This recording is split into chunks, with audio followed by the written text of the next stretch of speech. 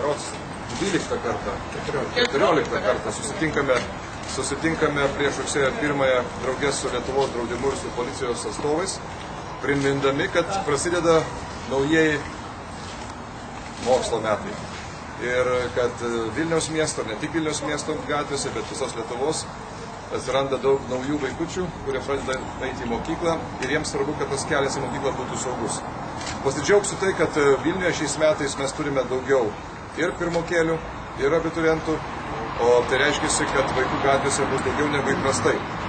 Norėtųsi, kad ši akcija apsaugot mane, kurios metu visada mes nužymime papildomai gatves, taip pat policijos pareigūnų pagalba sustipriname budėjimą ir atkreipiame vairuotojų dėmesį, o Lietuvos draudimas be abejo norėtų, kad niekada nebūtų įvykių, kurias reikėtų apmokėti iš draudimo išmokų, lygiai taip pat matyti ir mes ir tėvai.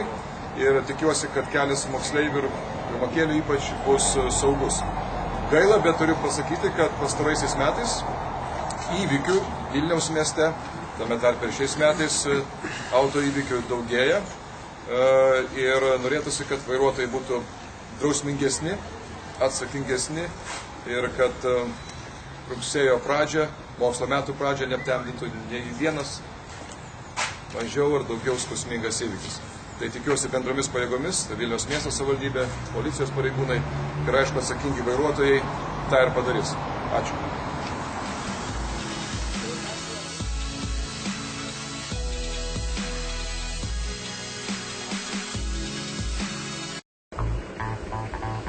Puikiai žinau, kaip yra sunku pervažiuoti nelegaliai pastatytą mašiną tanku.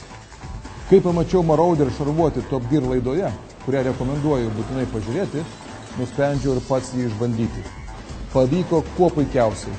Tai daug geresnė priemonė nei tankas, siekiant apginti pėsčiųjų ir dviratininkų teisės mūsų mieste.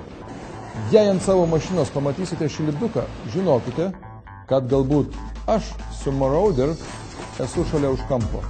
Saugių kelionių jums visiems.